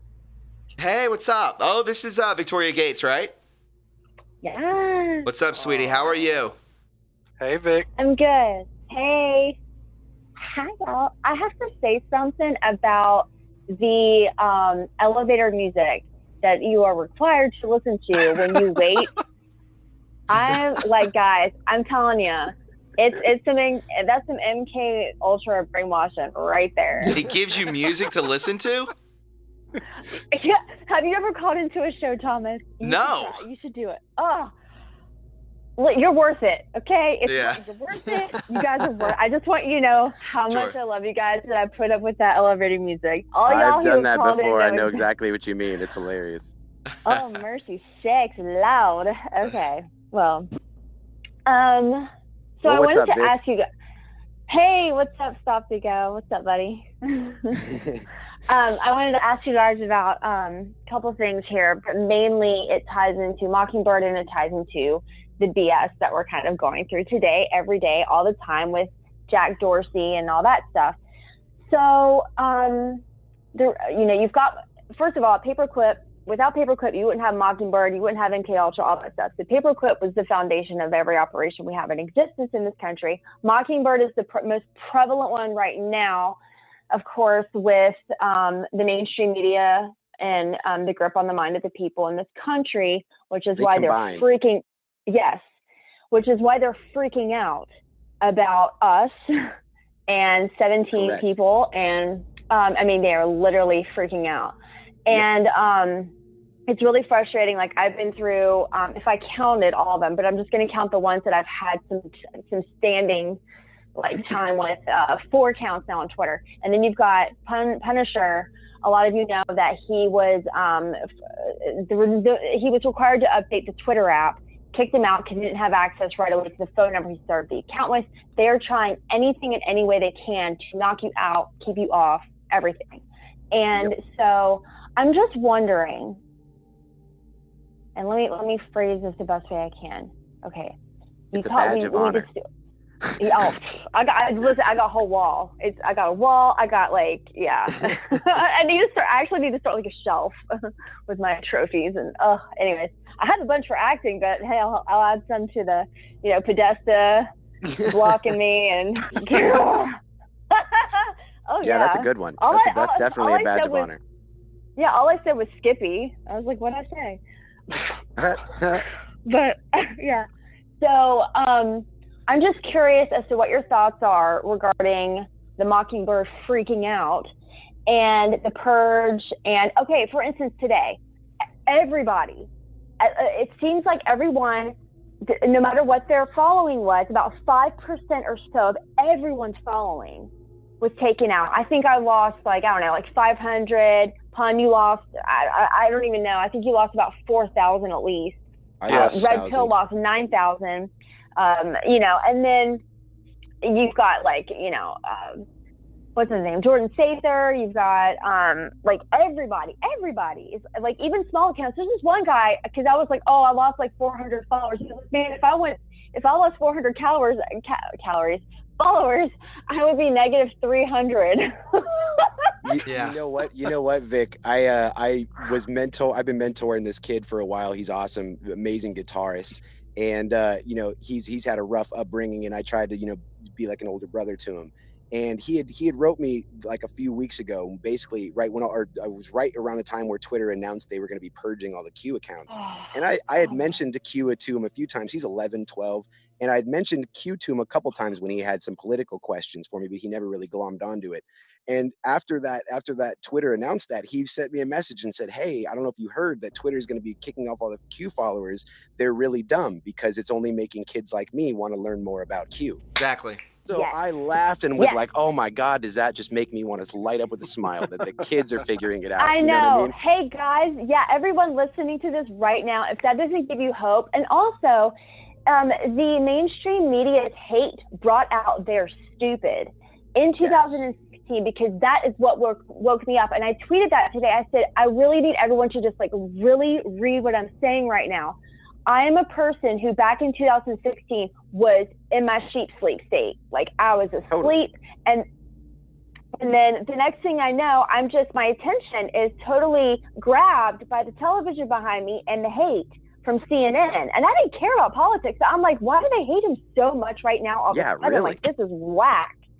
Who hates Donald Trump as much? I know, people just... Anyone who was around at 2012 was able to see that same exact hatred taken out on Ron Paul. And what's really funny is anyone who ever went to hear him speak or tuned into one of his videos, he was saying things. He was a presidential candidate who was winning, and he was saying things like, "Oh, we need to abolish the IRS." And then he got a lot of people's attention. You had 16-year-olds reading 500-page economic books because Ron Paul said you could just end the Fed and we could just demolish and abolish the IRS. And people were like, "Wait, you can do that?" Right. we can get a president that'll actually do something like that. So so to answer your question, like, why are they panicking so much? Or, it's because we're a threat. That's not my question. Mm-hmm. My question is okay. It's maybe two parts, but I want to really hit it on the head when I ask this and be very specific and targeted. Okay, so Trump did that executive order a couple months ago, basically removing the liability these social platforms have, because they are no longer private. They are now content creators because they're editing. Which has allowed them billions of dollars in profits, which they Yes. no longer are entitled to every time they cut someone like you or me off for political reasons. So I'm just wondering, it's getting to the point now where, we're watching it happen in real time, how we're all able to come back and we're able to find our people again. And it's like you cut the head off of us, 17 more of us come back. That's exactly right. We get louder, we get stronger, and a lot of people start to look around and go, "Hey, why would you make him be quiet? Like, he's actually, I actually like his research, or I actually like her research." But I'm just wondering, I'm wondering to myself, and I want to hear what you guys have to say. What is Trump waiting on? Excuse me, 2 days ago, they shut down the leader of the free world Twitter because they didn't like his tweet because it was quote unquote misinformation, and so he took it down. He can't have his Twitter back. Are they waiting for this a gigantic mountain of evidence so they can just whack him out in one fell swoop and be done with him? Do you think that's what it is? I want to hear. When you swing at the Hydra, you better not miss. Now, right, that's exactly true. That's what we're facing, and they know it. They are very aware what they're up against, and they know that if you miss a pinky toe, that will grow back, and they will still be here tomorrow. And they know, they're very aware of that. I can promise you that you would have to be able to be in the position they're in right now. But when you look at why now and why are we waiting so long? Look at exactly what you said before. You said it perfectly yourself. You know, a lot of us were sheep. A lot of us were just asleep to the programming and just to going home and watching TV and not really giving a shit. Maybe throwing the game on and then going to the store, eating and going to sleep.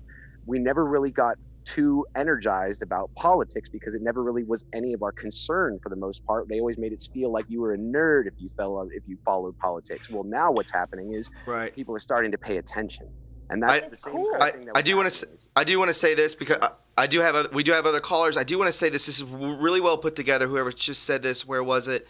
Knucklehead 745. It's called Building a Case and Evidence Collection. Yes, this is exactly what it is. Hey, in the beginning of the case, it was probably just a little bit of spying and a bit of corruption. Now it's gone to treason plus corruption plus God knows what else. I'm sure they've thrown together the money trail that is the DNC, and I'm sure that lit up God knows what. All we have to do is just survive this. I say it all the time. We have to survive this to get to the other side.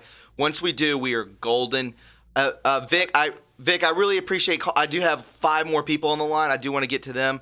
We only got 20 minutes left. One thing real quick, we love you, Thomas? Vic. Yes, absolutely.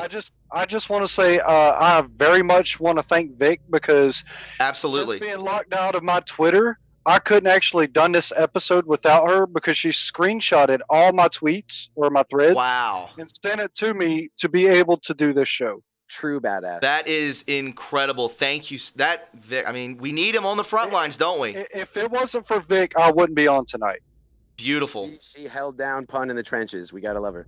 That's amazing. I mean, I'm telling you, you mess with people close to me, it's on like Donkey Kong. You better believe it. Likewise. We love you. I love you guys. We love you, Vic. All right, take care. Thank you so much. I appreciate it.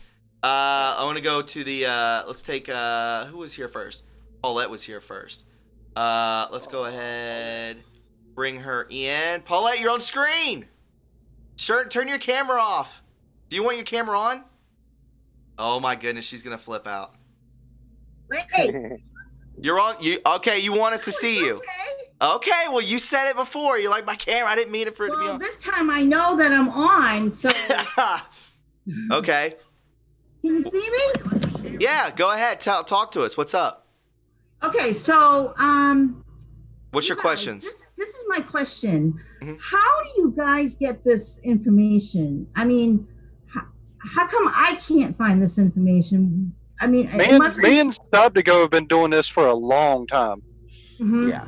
Well, it's not just that too. You got to remember. Actually, I believe it was Walter Cronkite. I caught this on a cable access channel about 5 years ago, totally by happenstance. But there was an interview of Walter Cronkite and a few other guys who were real old school, leaders of news and industry, and they were trying to explain how the differences of Google searches for two different people. And what they realized was that depending on what you type and how you type and your lexicon, if you speak in slang, or if you type in slang, then it'll give you slang results. If you type in direct context, it tends to give you direct context results. So instead of just saying, this conspiracy or that conspiracy, which ultimately will lead you to some good links, you can be way more defined in your searches. So like, for instance, if you type in the Church Commission, you're not going to necessarily find the heart attack gun clip. But if you type in CIA heart attack gun, then you're probably going to find the clip. So it's really just ultimately honing your ability to know what you're looking for and be very defined in what you're finding. Okay, well, and I'll have one more question, and then you can, get. Oh, no, you're fine. Go ahead.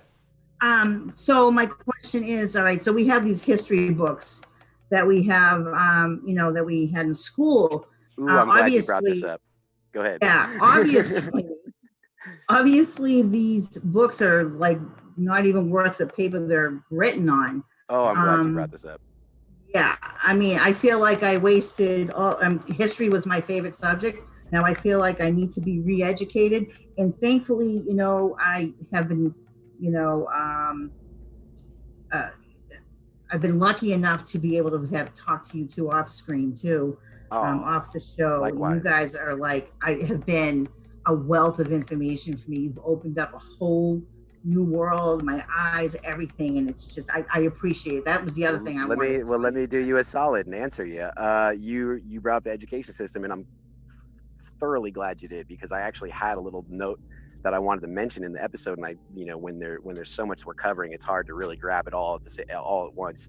But going back to the education system, in the 50s, 60s, and 70s, we saw a takeover of our history books by a company called Bertelsmann AG, BERTLSMANN AG, and that company now controls 97 or more % of the English language publishing on Earth. So print, newspaper, magazine. Say that one more time. Stop to go.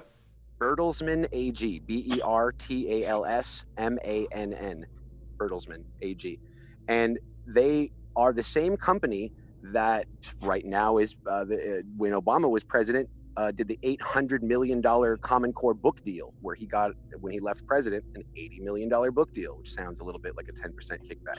Yes. But I digress. But what the most important part about Bertelsmann AG, and that it controlling all of our publishing and history books and educational books and magazines and print and you name it, is that it used to be the propaganda arm of Adolf Hitler in Nazi Germany.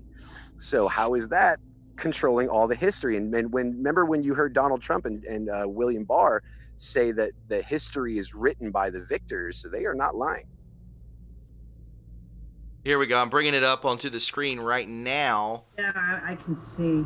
Yeah, so Bertelsmann is, of course, German private multinational conglomerate based in the North Rhine, Westphalia, whatever.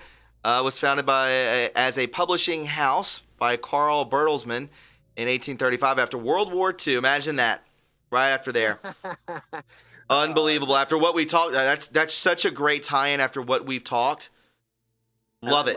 I love when mainstream sources confirm everything I'm saying. That just always makes me. Oh, it's beautiful. It's beautiful. Paulette, I appreciate your call, sweetie. No, I really so pumped you called in, because I was really happy to make that point. I wanted to this episode, so thank you for that. I do. And you know what? The chatter off the show with all the people on Twitter. They all love you. This whole we talk about it for weeks, and I look forward to it. Oh, We appreciate all the work you put into it. And Thomas, you're a genius. Thank you. I appreciate Love it. you guys. Hey, we're just getting started. Absolutely. I know you are. That's what's exciting. There's Yep. more to come. All right. Absolutely. You guys take care. I'll talk to you later. Paulette, always a pleasure. Thank you. Always my pleasure. Yes. Excellent. We'll talk to you soon. Thank you, sweetie. Okay, hon. Bye-bye. Bye-bye. She's the best, right? She's such a sweet lady. You have some amazing callers and listeners, man. I have to admit, out of anything I've ever experienced, you have one of the most accepting and loving group of people I've ever come across. I 100% agree, my man. I agree with that. Yes. Absolutely. We're very. It's just a. This is, I always say, man, this is our cozy corner of the internet, and that's, we come together and we, I'm stoked, guys. I really am stoked to look at this and to see 1,200 people watching this. I mean, that's I feel like it's unbelievable. One of the last corners of critical thought left in America, really. Yeah. Well, It's can I finally say this, another Thomas? platform. Yeah. Go, man. Yeah. The next episode, and me and Stop to Go haven't gone fully about how we're going to go about it, but I want to go and we kind of discuss the deep infiltration of America. I want to discuss who's behind that in a much more biblical sense. Oh, I love that. The next episode will be a deep dive into the Vatican. Oh yeah, I'm with that. That sounds incredible. I'm going all out freaking biblical. I love it, man. I love it. We're So waiting on. listening, if you think this episode was good, wait till the next. And then, again, just like Pun says, it's just going to get better and better. We're just getting started. Big J Kuda, I'm waiting on you to turn your mic on. It's connecting to the audio, and yeah, we'll continue to wait on him or her. In the meantime, I'll throw the number back up, and we still have about 15 minutes, 12 minutes left in the show. Again, thanks to each and every one of you who call in. Oh, he left. No. Come back at us, Big J Q'd. I think that's what it was. I don't know what happened there. He'll figure it out. We could take some questions real quick from the 3 people just bailed out of here. It's strange. On the waiting list. Vile Vatican is right. Absolutely. Politics in history has never been so cool. 100th Monkey, I totally agree. Like, we try to make it, the amount of information that these guys bring to the forefront is baffling to me. It's astonishing. You guys are geniuses, and from the bottom of my heart, fellas, I really appreciate you putting in the time and effort to bring this information to everybody here on this show. Well, I just want to thank Stop to Go, because honestly, if I didn't find him, I couldn't do this show by myself. I couldn't. It's a blessing, man. You guys, I'm telling you, like, we all find each other for a reason. I have not found anyone else on Twitter I could have done this show with. No one. I dig that, man. I feel the exact same way about both of you. Is Yvette Shinebright says, is this show every Friday? It's every other Friday, so these guys can compile information and then hit it hard. Man, we would love to do it every Friday, but man, it is a lot to compile. We go through so many different topics, but we also try to deep dive on them. Even though we're pretty well versed in what we've researched before, we always like to go back just to dot our I's and cross our T's and make sure that we're not, giving you the wrong year or the wrong, the wrong. Incredible. We want to make sure that we did our due diligence and brought forth everything, with a good amount of muster, and it does take a good amount of time to do that and put it together and organize it and then talk with the guys on how they want to even break it down, because we're breaking down hundreds of years of evil and it's not easy to do, and hundreds of years of infiltration and invasion and I mean, I'm so blessed and so honored to have guys like you to be able to bounce ideas off of and get all this stuff out there to people, because without it, I just can't imagine without, even if we affect one person, we've done such a great justice to the world that they can go out and, find that research and spread it to people that are also interested. I agree, man. I want to bring in 1965. Welcome to the show, 1965. How are you? Good, Thomas. Good. What's your name? Kristen. Hi, Kristen. How are you? Welcome to the show. Good. Thank you so much.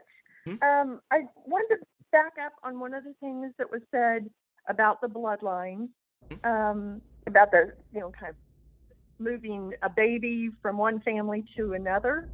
Okay. There's somebody on Twitter that I follow, and they have been doing a lot of facial matches with, yeah, and so kind of like this cloning thing in a way. But I was just kind of curious if that might be a topic that you guys hit later on. I'd be really interested in it. One of the recent ones that she did was River Phoenix and Harry Styles, and it blew me absolutely away because I'd always kind of thought there's something about Harry Styles that looks different. Like, I'm the generation of River Phoenix, and I was just looking at that going, whoa, it's crazy. Yeah, River Phoenix was a very outspoken guy, and he was, pretty much anti-globalist, and he would have been an enormous celebrity if his music was allowed to kind of reach the crowd that it was on trajectory to. So I would not doubt it. Yeah, we could touch into that subject. I think it would be later on down the line because we're kind of going in order. I'm very interested in that topic because I know that just chronologically is what I meant. They did a photo analysis, a facial recognition analysis of Chester Bennington with John Podesta, and they said that it was like a 90-something% match, and that could only be possible if there was a familial connection. So that lended credence to what else, what was otherwise just a theory. It's crazy. Absolutely, it's so crazy. One other thing, I was just curious if anybody else had heard about it, was one of her other matches, and I haven't dug into it to understand, but she was somehow linking Walt Disney, to Adolf Hitler. And I didn't know. I could speak on that. Walt Disney was actually a 33rd Thank you for the call, sweetie. Freemason. Go ahead. Is she's still there? She can listen off. I'll keep her here for a minute, but yeah. Walt Disney was a 33rd degree Freemason, and he's actually from the Rothschild bloodline. Yep, and MK Ultra, which Disney was basically rampant with. MK Ultra stands for Mein Kampf. So, and that's why you see MK in Mockingbird as well. It's Mein Kampf. It's all signature of their control. It's all connected. Unbelievable. Thank you so much for the call. I got 5 more people to get to in 8 minutes. Awesome. Thank you, though. Thanks, awesome question. Thank you. Have a good night. Thank you. Right, let's go ahead and bring in. We got to make it quick, so hopefully Navy Vet can get his audio working. I'm going to bring in. He usually takes a minute. Twitter's was limiting him pretty bad too. I think he lost a few hundreds followers too, man. Dude, I lost 3K and then put back on almost 2,000 within an hour. It just came right back. 1,000 and put back about 600 in the last 2 hours. I lost 4,000. I was pretty thankful. It's unbelievable. Navy Vet, welcome to the show. What's up, guys? What's up, my man? How are you, bro? Good, man. I like the show tonight. It's awesome. You guys are killing it. Thanks, bro. So I just wanted to kind of throw this out there. I mean, I've done a little bit of research on it, but is Barbara Bush Aleister Crowley's granddaughter? Whoa. Yes. Aleister Crowley had an affair. Basically, it was like a threesome orgy or whatever, and one of the ladies that he had a threesome with was Barbara Bush's mother. So yes, and I mean, if you put up a picture of Barbara Bush next to Aleister Crowley, Barbara Bush, I'm not even kidding, looks like Aleister Crowley in drag, to be honest. So. Right. Some say that she's I covered this a long time ago. One of the maybe the first 4 or 5 months into doing this, that she was a blood moon baby as well. Yeah. Now check this out.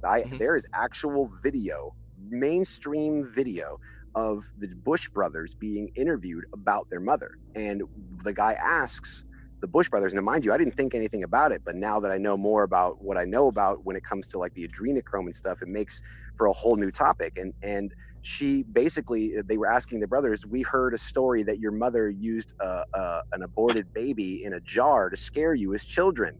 Correct. And they both smiled and laughed and were like, oh yeah, mom's crazy. She would come at us with the baby in a jar. Good God. And now that is real. That's a real story. But when you start to realize that that baby in a jar was maybe not just a baby in a jar, but one of many. Yeah, Right. absolutely. And She's also part of the Left Wing Coven, which is the same organization Hillary Clinton's involved in. There you go.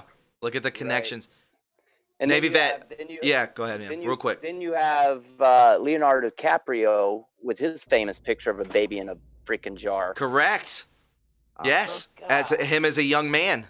There's also a picture of Heidi Fleiss holding what looks to be like a glass of pickled pineal glands. These people are normal, right? They're not psychopaths or anything like that. I mean, it's all right in front of us. We're awaking it. Their worst nightmare is happening. And once we get a hold of them, my goodness. Navy vet, man, thank you for calling in, bro. Guys, thank you. I love Absolutely, you guys. buddy. Thank you, brother. Thank you, dude. One of the best, Navy vet. Sorry, we're going to bring in, we're going to have to go quick, okay?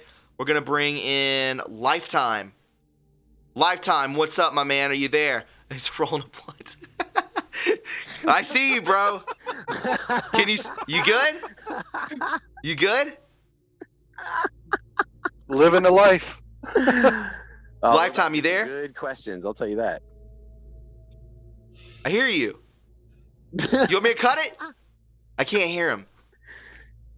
If he starts to take a dump, then we got to cut it. No, I can't. I think your mic's off.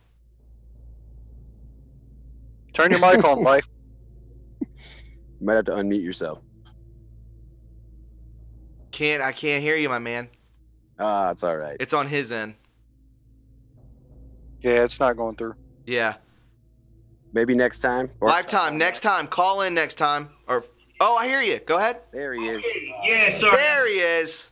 What's good, bro? Yeah, sorry, I had to change my setting. I'm in a recording studio and I had it set to my sound card. Maybe next time. You're good, my man. Yeah. Next time. I hear you. Oh, I hear you. Just go Turn ahead. your stream off. Yeah, turn the stream off. Change my setting. I'm in a recording studio and I had it set to my sound card. My man. Yeah. I hear you. Just go ahead. You got to mute the stream, bud. Oh, mute the stream. Oh, hold on one sec. Yeah. Right, I'm gonna turn the thing up. Yeah. Right, can you hear me now? Yes, I think we're good. Yeah. What's up, my man? How are you? I only got about 2 minutes, so we got to. I'm calling from the UK. Basically, my thing is, there's one thing with as far as perception goes and context, and I'm not racist, anti-Semitic in any way, but there's a thing with the Rothschilds. 1912, they killed the 3 guys on the Titanic. 1913, Federal Reserve. 1914, World War I. 1917, Balfour Declaration. 1980, they sold an oil field from Azerbaijan to the Dutch royal family. 1939, the Dutch royal family with Shell supplied all of the stuff for Hitler, all of the fuel. Yep. Yeah. Whoa. 1947 comes, they call in the Balfour Declaration that they acquired 30 years before. 1948, they've gone into Palestine, but they've also got control of Hollywood. But this is the part, the context I think everyone has missed. The perception that they have given through all Hollywood, like films like Ben-Hur, The 10 Commandments, a lot of the world that was confirmed to me with a conversation I had a couple of days ago with a girl was the perception that they've given the world is that they are the Jews from the Bible when they've only been there for 72 years. Unbelievable. Yes, I definitely heard that too. Stop to go. You agree to that? Yeah, he actually lays out some great points, man. I loved how he laid that out one after another, rapid fire, because it does lay out a great picture as well as what we laid out today. Well, as well. keep in mind the Bible actually mentions the fact of fake Jews being evil 2 times in the Bible. Snakes in the grass, Jesus called them. Lifetime, man. I appreciate you calling in, but I gotta exit the show. Call back anytime. Thanks for hanging out with us, bro. No problem, bro. I'm always tuned in. All right, awesome, man. Lifetime, have a good night, dude. I know it's late over there in the across the pond. We're gonna have to block it out. And yeah, I do not want to go into Red Pill's show. So I guys, again, we love Red Pill. Yeah, I gotta respect it. We got 2 minutes, guys. If you want to plug yourselves real quick before we go, and I just want to thank everybody else before we go too. So, Pun, where can they find you? PunishDem1776 on Twitter, and that's about it. Absolutely, and he's on a lot of. He's a mod for Edge of Wonder. He's a mod for this show. I'm a mod for 10 different YouTubers, and he's doing a great job. Stop to go. Where do they find you at, man? At Stopped Ago, STOPPEDAGO, capital S, capital A. Absolutely, guys. And you know where to find me, at TRUreporting on Twitter. Make sure you subscribe. Make sure you like. We hit 1,000 likes today. So round of applause for all these great people who hung out with us, learned some great information. And, you know, the pleasure is all on this side of the camera. I can promise you that. Guys, remember, the best way to donate to support this channel, channel has been demonetized, is through PayPal, Patreon. Become a Patreon today, $9.99 a month.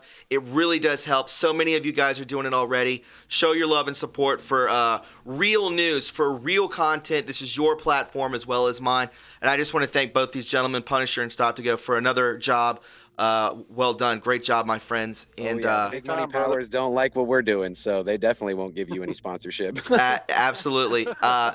Guys, we'll talk soon, right? Remember, every other Friday, True History, the Untold Stories. I appreciate it, fellas, and we'll talk soon, okay? Hey, I love it. I love you guys. Take care. Take care, everybody. All right. See ya. Bye-bye.